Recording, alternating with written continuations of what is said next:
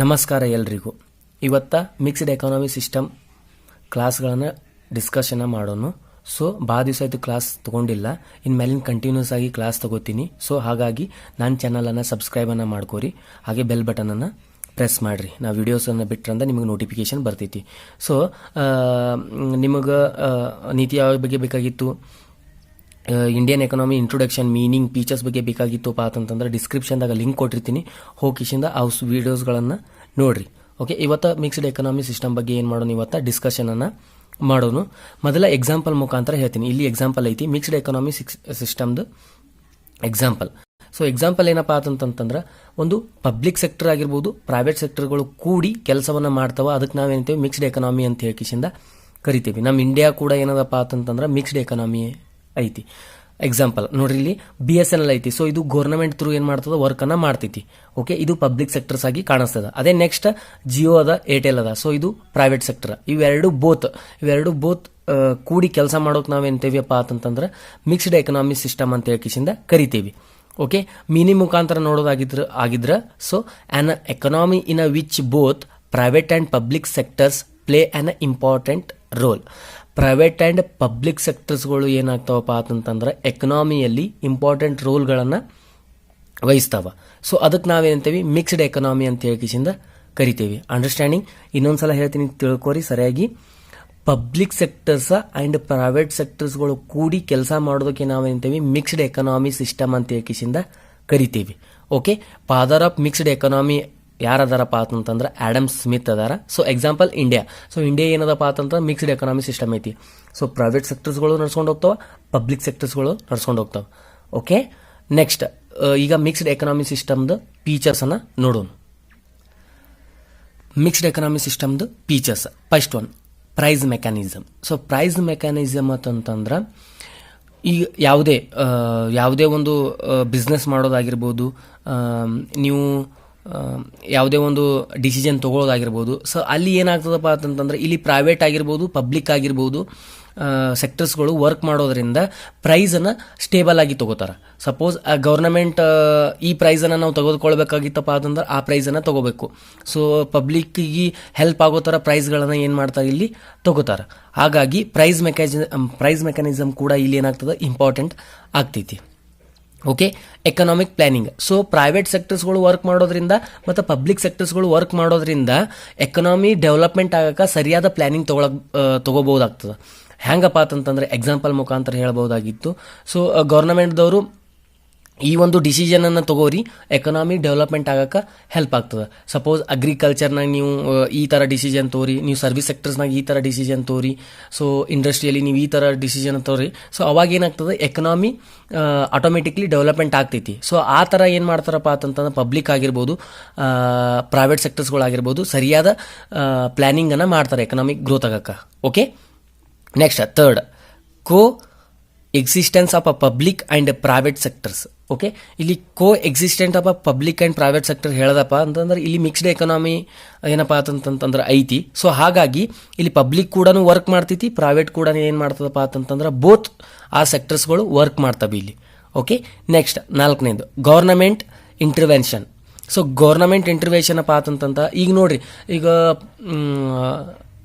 Private ಸೆಕ್ಟರ್ಸ್ಗಳಾಗಿರ್ಬೋದು, private ಸೆಕ್ಟರ್ಸ್ಗಳು ಸರಿಯಾದ decision ತಗೋಬೇಕಾಗಿತ್ತು, ಇದೊಂದು price ಇಡಬೇಕಾಗಿತ್ತು. So ನಾವು ಈ ಥರ ನಾವು ಕೆಲಸಗಳನ್ನ ಮಾಡಬೇಕಾಗಿತ್ತುಪ್ಪ ಅಂತಂದಲ್ಲಿ ಅಲ್ಲಿ ಆಲ್ಮೋಸ್ಟ್ ಗೌರ್ನಮೆಂಟ್ ರೂಲ್ಸ್ ಆ್ಯಂಡ್ ರೆಗ್ಯುಲೇಷನ್ಗಳನ್ನು ಫಾಲೋ ಮಾಡಬೇಕಾಗ್ತೈತಿ. ಸೊ ಹಾಗಾಗಿ ಗೌರ್ನಮೆಂಟ್ ಏನು ರೂಲ್ಸ್ ಆ್ಯಂಡ್ ರೆಗ್ಯುಲೇಷನ್ ಕೊಡ್ತದಲ್ಲ, ಸೊ ಆ ಮುಖಾಂತರ ಏನು ಮಾಡಬೇಕಾಗ್ತೈತಿ, ಪ್ರೈವೇಟ್ ಸೆಕ್ಟರ್ಸ್ ಕೂಡ ವರ್ಕನ್ನು ಮಾಡಬೇಕಾಗ್ತೈತಿ. ಸೊ ಅದನ್ನು ಮೀರಿ ಹೋಗಪ್ಲೇ ಇಲ್ಲ. ಸೊ ಹಾಗಾಗಿ ಗೌರ್ನಮೆಂಟ್ ಏನು ರೂಲ್ಸ್ ಆ್ಯಂಡ್ ರೆಗ್ಯುಲೇಷನ್ಗಳು ಕೊಡ್ತಾರಲ್ಲ, ಸೊ ಆ ಮುಖಾಂತರ ಕೆಲಸಗಳನ್ನು ಮಾಡ್ಕೊಂಡು ಹೋಗಬೇಕಾಗ್ತೈತಿ. ನೆಕ್ಸ್ಟ್ ಐದನೇದು, ಇನೋವೇಷನ್. ಸೊ ಪಬ್ಲಿಕ್ ಇನೋವೇಷನ್ ಆಗಿರ್ಬೋದು ಅಂಡ್ ಪ್ರೈವೇಟ್ ಸೆಕ್ಟರ್ಸ್ಗಳು ತಗೊಳ್ಳುವಂಥ ಇನೋವೇಷನ್ ಆಗಿರ್ಬೋದು, ಅಂದ ಹೊಸ ಸ್ಟ್ರಾಟಜೀಸ್ ಆಗಿರ್ಬೋದು, ಹೊಸ ಡೆವಲಪ್ಮೆಂಟ್ ಆಗುವಂಥ ಐಡಿಯಾಸ್ಗಳಾಗಿರ್ಬೋದು. ಸೊ ಬೋತ್ ಆರ್ ತೊಗೊಂಡ್ರಪ್ಪ ಅಂತಂತಂದ್ರೆ ಎಕನಾಮಿಕ್ ಗ್ರೋತ್ ಆಗಕ್ಕೆ ಇಲ್ಲ ಏನಾಗ್ತದಪ್ಪ ಅಂತಂತಂದ್ರೆ ಹೆಲ್ಪನ್ನು ಆಗ್ತೈತಿ. ಸೊ ದೀಸ್ ಆರ್ ಏನದಪ್ಪ ಅಂತಂತಂದ್ರೆ features of mixed economy. Okay, next ನಾವೇನು ನೋಡೋಣಪ್ಪ ಅಂತಂತಂದ್ರೆ advantage and disadvantages of mixed economy. Okay, first ಅಡ್ವಾಂಟೇಜಸನ್ನು ನೋಡೋಣ. First one, government support. So ನೀವು ಪ್ರೈವೇಟ್ ಸೆಕ್ಟರ್ಸ್ಗಳನ್ನು ವರ್ಕ್ ಮಾಡ್ತಿರಾಗಿರ್ಬೋದು, ಪಬ್ಲಿಕ್ ಸೆಕ್ಟರ್ಸ್ಗಳಲ್ಲಿ ವರ್ಕ್ ಮಾಡ್ತಿರಾಗ್ಬೋದು. ನೀವು ಎರಡು ಸೆಕ್ಟರ್ಸ್ಗಳನ್ನು ನೋಡಿದ್ರೆ ಗೌರ್ಮೆಂಟ್ ಏನು ಮಾಡ್ತದಪ್ಪ ಅಂತಂದ್ರೆ ಸಪೋರ್ಟಿವ್ ಮಾಡ್ತದೆ. ಸೊ ನೀವು ಎಲ್ಲರೇ ಬಿಸ್ನೆಸ್ಸಲ್ಲಿ ಲಾಸ್ ಆಗಿತ್ತು, ಸೊ ನಮಗೆ ಡಿಸಿಷನ್ ತೊಗೊಳಕರ ಏನಾರೇ ರಾಂಗ್ ಆಗಿತ್ತು, ಸೊ ಅಲ್ಲಿ ಏನಾಗ್ತದಪ್ಪ ಅಂತಂತಂದ್ರೆ ಗೌರ್ಮೆಂಟ್ದವರು ಸಪೋರ್ಟನ್ನು ಮಾಡಿ ಕಿಸಿಂದ ಸೊ ನಿಮ್ಮ ಕಂಪನಿ ಏನಿರ್ತದ, ಸೊ ನಿಮ್ಮ ಬಿಸ್ನೆಸ್ ಏನಿರ್ತದ ರನ್ ಮಾಡಕ್ಕೆ ಅವ್ರು ಏನು ಮಾಡ್ತಾರೆ, ಹೆಲ್ಪನ್ನು ಮಾಡ್ತಾರೆ. Okay, next second, provide employment and good education. Okay, public sectors ಆಗಿರ್ಬೋದು, ಪ್ರೈವೇಟ್ ಸೆಕ್ಟರ್ಸ್ ಆಗಿರ್ಬೋದು, ಎಂಪ್ಲಾಯ್ಮೆಂಟ್ ಜನರೇಷನ್ ಏನಾಗ್ತದಪ್ಪ ಅಂತಂದ್ರೆ ಎರಡು ಸೆಕ್ಟರ್ಸ್ಗಳಿಂದ ಜಾಸ್ತಿ ಆಗ್ತೈತಿ. ಸೊ ಹಾಗಾಗಿ ಎಂಪ್ಲಾಯ್ಮೆಂಟ್ ಕೂಡ ಏನಾಗ್ತದಪ್ಪ ಅಂತಂದ್ರೆ ಜಾಸ್ತಿ ಸಿಗ್ತದ. ಹಾಗಾಗಿ ನೆಕ್ಸ್ಟ್ ಗುಡ್ ಎಜುಕೇಷನ್. ನೀವು ಪ್ರೈವೇಟ್ ಎಜುಕೇಷನ್ ನೋಡಿರ್ಬೋದು, ಪಬ್ಲಿಕ್ ಎಜುಕೇಷನ್ ನೋಡಿರ್ಬೋದು. ಸೊ ಎರಡು ಎಜುಕೇಷನ್ ನೋಡ್ದಕ್ಕಾರ ಸೊ ಸ್ಟೂಡೆಂಟ್ಗಳೇ ಆಗಿರ್ಬೋದು, ಪ್ರತಿಯೊಬ್ಬ ವ್ಯಕ್ತಿಗಳಿಗೆ ಏನಾಗಿರ್ಬೋದು ಎಜುಕೇಷನ್ ಸಿಗೋಲ್ಲಿ ಭಾರಿ ಹೆಲ್ಪ್ ಆಗ್ತೈತಿ. ಸೊ ಹಾಗಾಗಿ ಗುಡ್ ಎಜುಕೇಷನ್ ಕೂಡ ನಾವು ಇಲ್ಲೇನು ಮಾಡ್ಬೋದು, ನೋಡ್ಬೋದು. Next economic growth. ಎರಡು ಸೆಕ್ಟರ್ಸ್ಗಳು ಬೋತ್ ಸೆಕ್ಟರ್ಸ್ ವರ್ಕ್ ಮಾಡೋದ್ರಿಂದ ಏನಾಗ್ತದ, ಎಕನಾಮಿಕ್ ಗ್ರೋತ್ ಸ್ಪೀಡ್ ಆಗ್ತೈತಿ. ಸೊ ಎಕನಾಮಿಕ್ ಗ್ರೋತ್ ಏನಾಗ್ತದ, ಸ್ಪೀಡ್ ಆಗ್ತೈತಿ. ಸೊ ಹಾಗಾಗಿ ಎಕನಾಮಿಕ್ ಗ್ರೋತ್ ಭಾಳ ಅಂದ್ರೆ ಭಾಳ important. Next allocation of resource ಆಗಿರ್ಬೋದು. ಸೊ ನಾವೇನು ತೊಗೊಳ್ತಿರೋ ಡಿಸಿಷನ್ ಆಗಿರ್ಬೋದು, ಐಡಿಯಾಸ್ಗಳಾಗಿರ್ಬೋದು, ಇಂಪ್ಲಿಮೆಂಟೇಷನ್ ಮಾಡೋದ್ರಾಗ ಸೊ ಪಬ್ಲಿಕ್ ಆಗಿರ್ಬೋದು, ಪ್ರೈವೇಟ್ ಆಗಿರ್ಬೋದು ಸರಿಯಾದ ಡಿಸಿಷನ್ಗಳನ್ನು ತೊಗೊಂಡು ಸೊ ಎಕನಾಮಿಕ್ ಡೆವಲಪ್ಮೆಂಟ್ ಆಗಕ್ಕೆ ಇಲ್ಲೇನಾಗ್ತದಪ್ಪ ಅಂತಂತಂದ್ರೆ ಹೆಲ್ಪ್ ಆಗ್ತೈತಿ. ಸೊ ರಿಸೋರ್ಸಸ್ಗಳಾಗಿರ್ಬೋದು ಸರಿಯಾಗಿ ನಮಗೆ ಸಿಕ್ಕೋಪ್ಪ ಅಂತಂತಂದ್ರೆ ಹೆಲ್ಪ್ಗಳನ್ನು ಅವ್ರು ಈ ಸೆಕ್ಟರ್ಸ್ಗಳಿಗಿಂತ ಹೆಲ್ಪ್ ತೊಗೊಳ್ಳೋದು, ಈ ಸೆಕ್ಟರ್ಸ್ಗಳು ಆ ಸೆಕ್ಟರ್ಸ್ನಿಂದ ಹೆಲ್ಪ್ ತೊಗೊಳ್ಳೋದ್ರಿಂದ ಏನಾಗ್ತದೆ, ಇಲ್ಲಿ ರಿಸೋರ್ಸ್ಗಳು ಸಿಗೋದ್ರಿಂದ ಎಕನಾಮಿಕ್ ಆಟೋಮೆಟಿಕ್ಲಿ ಏನಾಗ್ತದಪ್ಪ ಅಂತಂದ್ರೆ ಡೆವಲಪ್ಮೆಂಟ್ ಆಗ್ತೈತಿ. These are all advantages of mixed economy. ಇನ್ನು ನೆಕ್ಸ್ಟ್ ನಾವೇನು ನೋಡೋಣಪ್ಪ ಅಂತಂತಂದ್ರೆ ಡಿಸ್ಅಡ್ವಾಂಟೇಜಸ್ ಆಫ್ ಮಿಕ್ಸ್ಡ್ ಎಕನಾಮಿ ಡಿಸ್ಅಡ್ವಾಂಟೇಜಸ್ಗಳನ್ನು ನಾವೇನು ನೋಡೋಣ. First one, non cooperation between the two sectors. ಒಂದೊಂದ್ಸಲ ಏನಾಗ್ತದಪ್ಪ ಅಂತಂತಂದ್ರೆ ಸರಿಯಾಗಿ ಕೋಆಪರೇಷನ್ ಮಾಡೋದಿಲ್ಲ. ಸೊ ಹಾಗಾಗಿ ಒಂದೊಂದ್ಸಲ ಏನಾಗ್ತದಪ್ಪ ಅಂತಂದ್ರೆ ಇವನ್ ಯಾವುದೇ ಒಂದು ಡಿಸಿಷನ್ ತೊಗೊಳಕರ ನಾವು ಈ ಡಿಸಿಷನ್ ಮೇಲೆ ಇರ್ತೇವಿ. ಸೊ ಯಾಕಂದ್ರೆ ನಮಗೆ ಇದರಿಂದ ಲಾಸ್ ಆಗ್ತೈತಿ. ಸೊ ಹಾಗಾಗಿ ನಾವು ಪ್ರಾಫಿಟ್ ಮಾಡಬೇಕಾಗ್ತೈತಿ. ಸೊ ಹಾಗಾಗಿಂದ ಕೋಆಪರೇಷನ್ ಸರಿಯಾಗಿರೋದಿಲ್ಲ.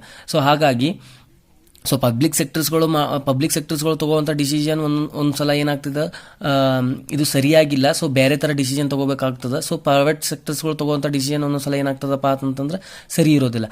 ಹಾಗಾಗಿ ಅವ್ರ ಡಿಸಿಷನ್ ತಗೊಳ್ಳೋದ್ರೊಳಗೆ ಏನಾಗ್ತದಪ್ಪ ಅಂತಂತಂದ್ರೆ ಕೋಆಪರೇಷನ್ ಎಲ್ಲೋ ಒಂದು ಕಡೆ ಕಡಿಮೆ ಆಗ್ತದೆ ಅಂತ ಹೇಳ್ಬೋದು. Second, lengthy decision making process. So ಒಂದು ಡಿಸಿಷನ್ ತಗೋಬೇಕಾಗಿತ್ತಪ್ಪ ಅಂತಂತಂದ್ರೆ ಲೆಂತಿ ಪ್ರೊಸೆಸ್ ಆಗ್ತೈತಿ. ಹಾಗಾಗಿ ಸಡನ್ಲಿ ಡಿಸಿಷನ್ ತಗೊಳ್ಳೋದಾಗೋದಿಲ್ಲ. ಹಾಗಾಗಿ ಒಂದು ಪ್ರಾಜೆಕ್ಟನ್ನು ನಾವು ಎಸ್ಟಿಮೇಟ್ ಮಾಡಬೇಕಾಗಿತ್ತು, ಒಂದು ಪ್ರಾಜೆಕ್ಟನ್ನು ಸ್ಟಾರ್ಟ್ ಮಾಡಬೇಕಾಗಿತ್ತು ಅಂತಂತಂದ್ರೆ ಡಿಸಿಷನ್ ಮೇಕಿಂಗ್ ಏನಾಗಿರ್ಬೇಕು, ಸ್ಪೀಡ್ ಇರಬೇಕು. ಸೊ ಹಾಗಾಗಿ ಇಲ್ಲಿ ಏನಾಗ್ತದಪ್ಪ ಅಂತಂತಂದ್ರೆ ಸ್ವಲ್ಪ ಟೈಮನ್ನು ಜಾಸ್ತಿ ತಗೋತೈತಿ. ಹಾಗಾಗಿ ಒಂದು ಯಾವುದೋ ಒಂದು ಡೆವಲಪ್ಮೆಂಟ್ ಆಗಕ್ಕೆ, ಸೊ ಯಾವುದೋ ಒಂದು ಪ್ರಾಫಿಟ್ ತೊಗೊಳಕ್ಕೆ ಸ್ವಲ್ಪ ಹಿಂಜರಿಕೆ ಆಗ್ತೈತೆ ಅಂತ ಹೇಳ್ಬೋದು. Next, inefficient planning. So planning ತೊಗೊಳಕ್ಕಾರ ಎಲ್ಲೋ ಒಂದು ಕಡೆ ಇನ್ಎಫಿಸಿಯೆಂಟ್ ಆಗ್ತೈತಿ. ಸೊ ಹಾಗಾಗಿ ಪ್ಲ್ಯಾನಿಂಗ್ ಸರಿಯಾಗಿ ತೊಗೊಳೋದಾಗೋದಿಲ್ಲ. ಕರೆಕ್ಟ್ ಟೈಮ್ ನಾವು ಸರಿಯಾಗಿ ಟೈಮ್ನಲ್ಲಿ ಡಿಸಿಷನ್ ತೊಗೊಂಡೇವಿ ಅಂತಂತಂದ್ರೆ ಅವಾಗ ಏನಾಗ್ತೈತಿ, ಡೆವಲಪ್ಮೆಂಟ್ ಮಾಡೋಕೆ ಹೆಲ್ಪ್ ಆಗ್ತೈತಿ.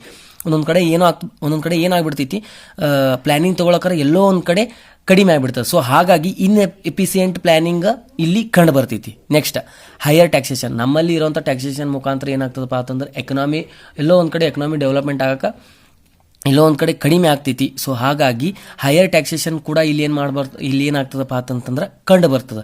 ಸೊ ಹಾಗಾಗಿ these are all disadvantages of mixed economy. ಇವತ್ತು ನಾ ಹೇಳಿದ್ದೆ ಅದ್ರ ಬಗ್ಗೆ ಅಪ್ಪ ಅಂತಂದ್ರೆ ಮಿಕ್ಸ್ಡ್ ಎಕಾನಮಿ ಸಿಸ್ಟಮ್ ಬಗ್ಗೆ ಹೇಳಿದ್ದೀನಿ. ನಾನು ನೆಕ್ಸ್ಟ್ ಕ್ಲಾಸ್ ತಗೋತೀನಿ. ಹಾಗಾಗಿ ನೀವು ನನ್ನ ಚಾನಲನ್ನು ಸಬ್ಸ್ಕ್ರೈಬನ್ನು ಮಾಡ್ಕೊಂಡು ಇಟ್ಕೋರಿ. Thank you every one.